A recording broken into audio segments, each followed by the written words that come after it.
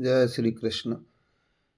संसार में अवगुणों को सीखने के लिए कहीं भी कोई भी सांसारिक कैसी भी व्यवस्थाओं में कोई विद्यालय नहीं है।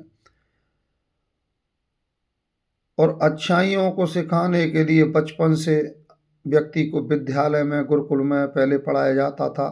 आजकल विद्यालयों में कॉलेजों में पढ़ाया जाता है। तो व्यक्ति के ऊपर अवगुणों का प्रभाव इतनी जल्दी पड़ता है जबकि इनका कोई स्कूल नहीं है। और गुणों का प्रभाव इतनी शीघ्रता से इतनी जल्दी नहीं पड़ता है जबकि हर जगह मानवता का पाठ पढ़ाने के लिए विद्यालय, गुरुकुल और साधु संगति हर तरह की व्यवस्थाएं संसार में हैं। तो ये माया का प्रभाव है कि अवगुणों को सिखाने के लिए किसी की ज़रूरत नहीं है, लेकिन गुण को सिखाने के लिए बहुतों की ज़रूरत है, फिर भी व्यक्ति गुणवान नहीं बन पाता है।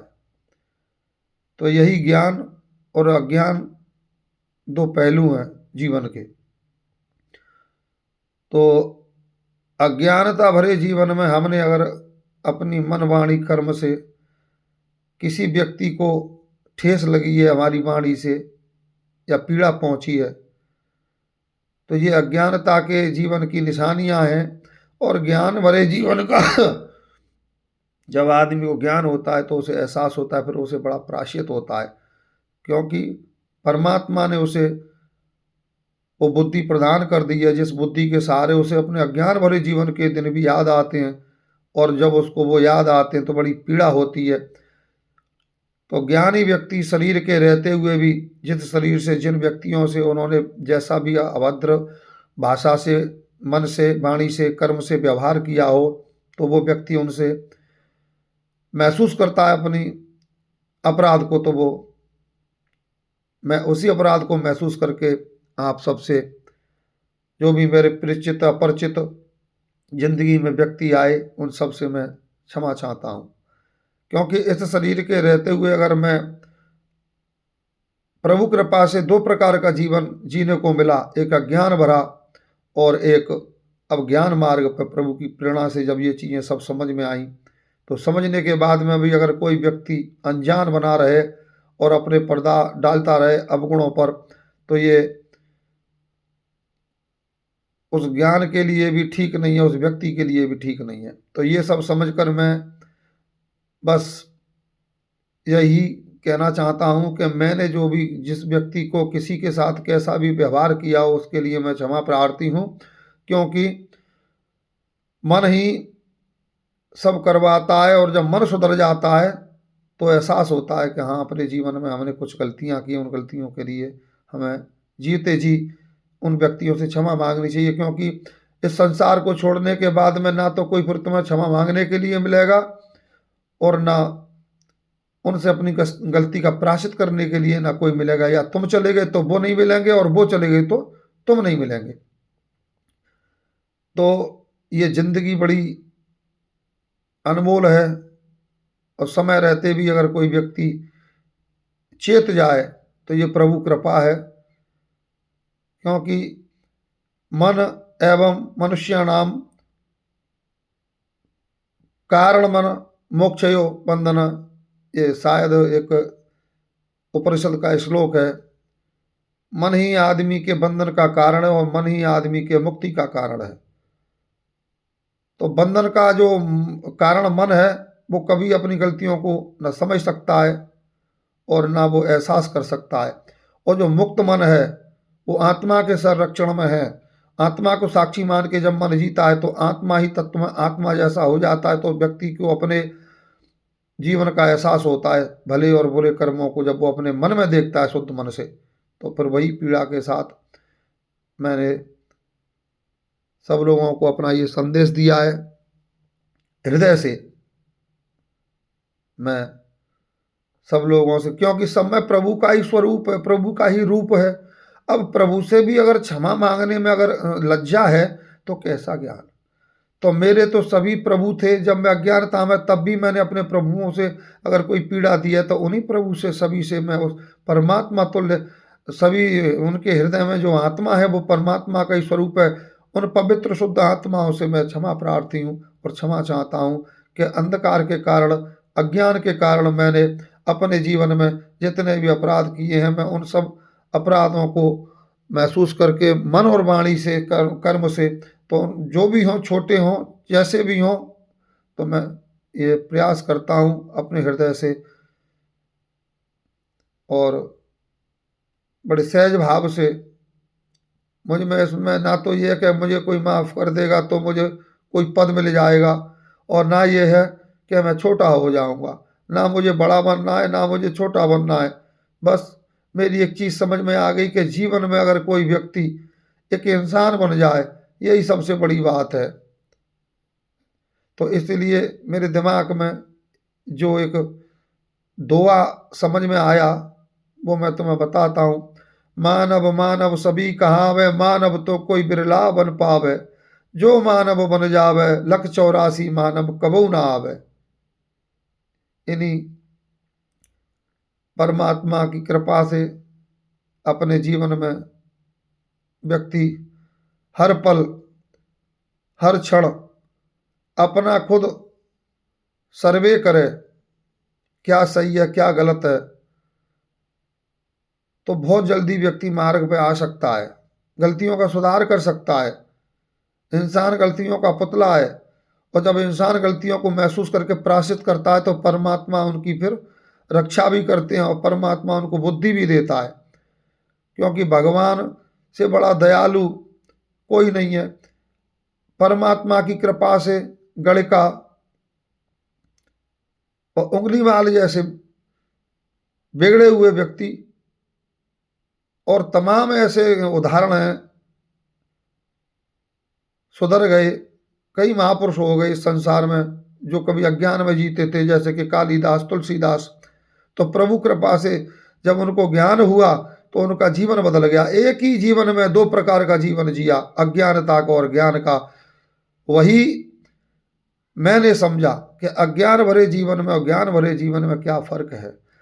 तो अपनी गलती का सुधार करने में कोई लाज नहीं और कोई मुझे ना पीड़ा है, क्योंकि समय रहते जो चेत जाए वही इंसान है। और एक ही जीवन में परमात्मा ने मुझे दोनों प्रकार के मौके दिए।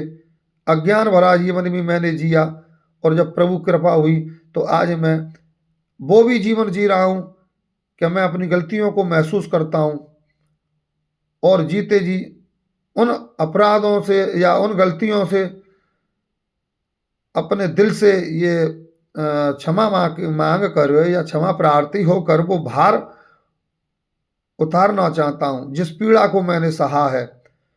तो यही है भैया जिंदगी। अगर ज्ञानी होते संसार में हम क्यों आते?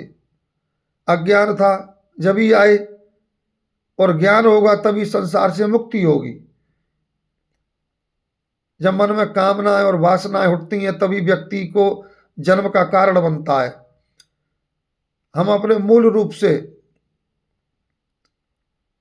इच्छाओं के कारण, भोगों के कारण उस परमात्मा से, उस परमात्मा स्वरूप मूल जो सार है उससे अलग होकर इस संसार में आए, यानी कि अपने घर से बेघर होकर इस संसार में आए, इच्छाओं के कारण, वासनाओं के कारण, कामनाओं के कारण।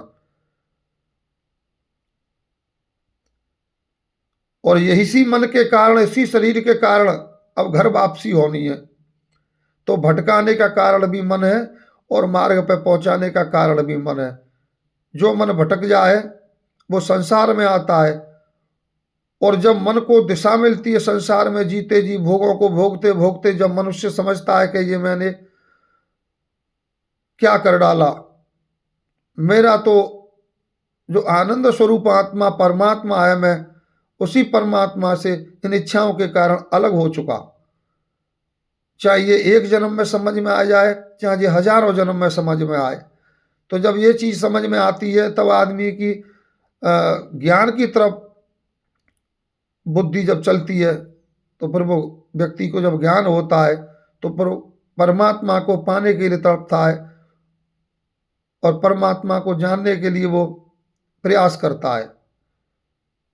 और परमात्मा जब कृपा करते हैं तब व्यक्ति को आत्मबोध और आत्मज्ञान की उपलब्धि कराते हैं। जब वो जीवन और मरण का रहस्य समझ जाता है तो संसार से उसे फिर कोई ना राग है, ना कोई द्वेष है, ना कोई अच्छा है, ना कोई बुरा है, और ना कोई पुण्य है, ना कोई पाप है। इन तीनों गुणों से गुणातीत अवस्था में व्यक्ति जीता है, और जीने के बाद में जब तक शरीर में प्राण है तब तक वो संसार में अपनी यात्रा करता है। और तीनों गुणों से गुणातीत अवस्था में पहुंचने के बाद में जो परमात्मा के इस गुण रहस्य को जो व्यक्ति समझ जाता है, फिर वो एक ही जीवन में उसका जीवन पूरे तरीके से बदल जाता है।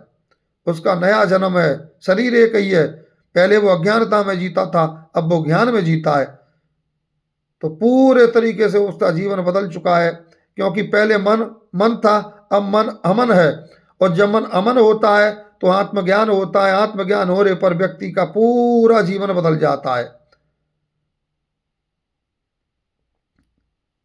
तो यही आत्म उपलब्धि ही सर्वप्रथम व्यक्ति को जब होती है तब उसे अपना मार्ग दिखता है। फिर दूसरा मार्ग उसका ब्रह्म ज्ञान का है। यात्रा बहुत लंबी है, क्योंकि बड़ी लंबी दूरी तय की है हमने। भोगों के चक्कर में बहुत दूर निकल चुके हैं। अब अगर अपने वास्तविक स्वरूप उस आत्मा में अगर आपको स्थित होना है तो रिटर्न वापस आना पड़ेगा आपको। उन भोगों को त्याग करके जितना आगे बढ़े उतना ही तुम्हें वापस पीछे आना पड़ेगा। परमात्मा को अगर समझना है तो वापस आना है, अगर नहीं समझना है तो आगे निकलते चले जाओ। संसार बहुत गहरा है। इस संसार में भोग हैं, इस संसार में कामनाएं हैं, इस संसार में वासनाएं हैं। जो व्यक्ति के मन को भटकाता हुआ इन कामना वासना रूपी अथाह समुद्र में मन और व्यक्ति और बुद्धि और ये शरीर डूबता जाता है, डूबता जाता है। जब प्रभु कृपा होती है, जब उसकी कोई जीवन में सदगुरु आता है, बिना सदगुरु के ज्ञान नहीं होता है। जब कोई प्रभु कृपा होती है, जब भगवान से वो अपने अज्ञान भरे जीवन में वेदना से पुकार करता है तो परमात्मा उसके जीवन में किसी सदगुरु का पदार्पण करता है। और जब कोई जीवन में सदगुरु आता है तब व्यक्ति इस अंधकार से निकलकर प्रकाश भरे जीवन की तरफ प्रवेश करता है। और जब प्रकाश भरे जीवन में प्रवेश करता है तो अपने अंधकार भरे जीवन पर व्यक्ति को बड़ा अपने आप में घृणा होती है, अपने आप में बड़ी लाज आती है।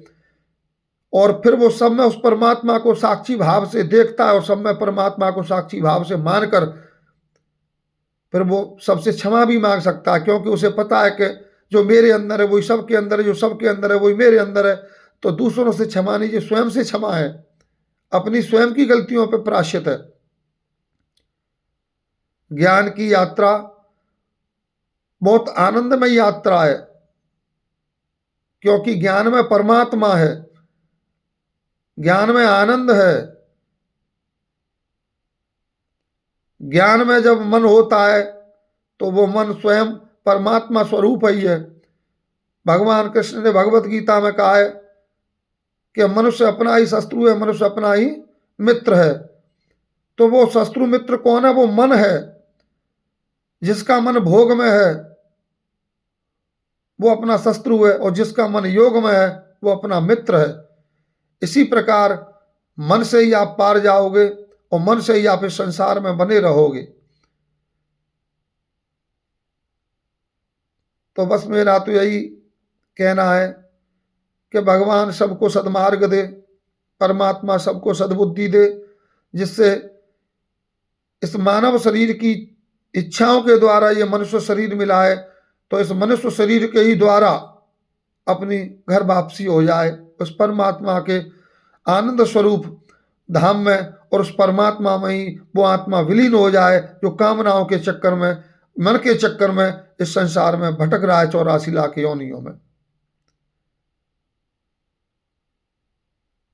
मातरे वाह।